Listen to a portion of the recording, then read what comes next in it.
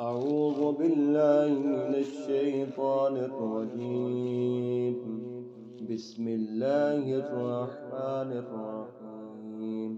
ومن يعص الله ورسوله ويتعد حدوده يدخله نارا خالدا فيها وله عذاب مهين.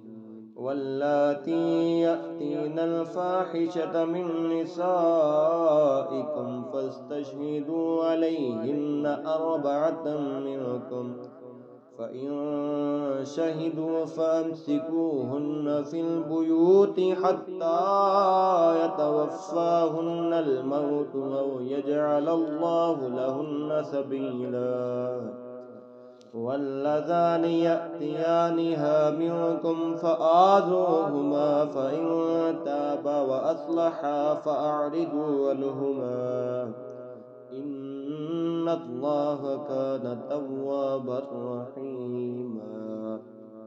إنما التوبة على الله للذين يعملون السوء بجهالة ثم يتوبون من قريب فأولئك يتوب الله عليهم، وكان الله عليما حكيما.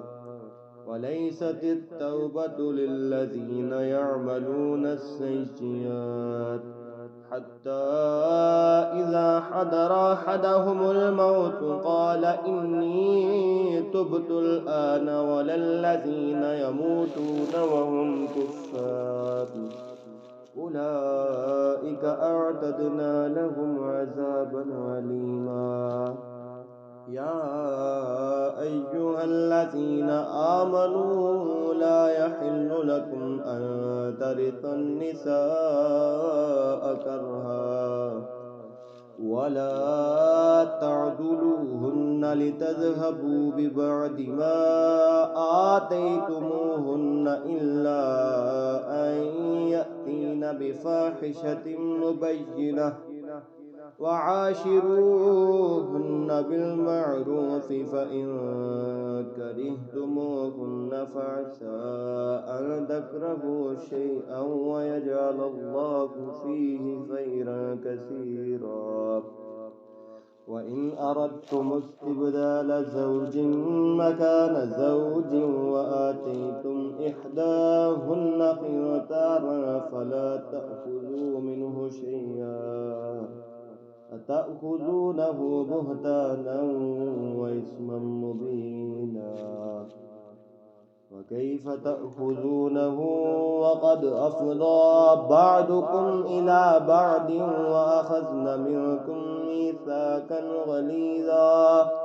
ولا تنكحوا ما نكح آباؤكم من نساء إلا ما قد سلف، إنه كان فاحشة ومقتا وساء سبيلا. حرمت عليكم أمهاتكم وبناتكم وأخواتكم وعماتكم وخالاتكم وبنات الأخ وبنات الأخت وأمهاتكم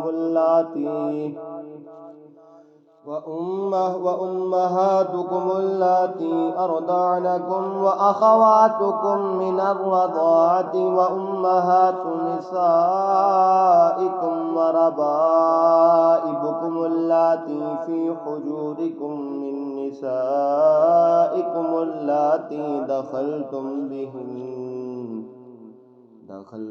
بهن، فإن لم تكونوا دخلتم بهن فلا جناح عليكم، وحلائل أبنائكم الذين من أصلابكم وحلائل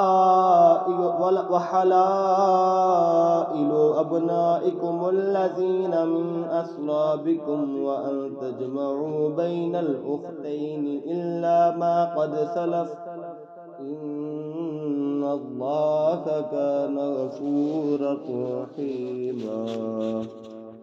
والمحسنات من النساء إلا ما ملكت أيمانكم كتاب الله عليكم وأحل لكم ما وراء ذلكم أن تبتغوا بأموالكم محسنين غير مسافحين فما استمتعتم به منهن فآتوهن أجورهن فريضة ولا جناح عليكم فيما تراضيتم به من بعد الفريضة إن الله كان عليما حكيما ومن لم يستطع منكم قولا أن ينكح المحسنات المؤمنات فمما ملكت أيمانكم من فتياتكم المؤمنات والله أعلم بإيمانكم بعدكم من بعد فانكحوهن بإذن أهلهن وآتوهن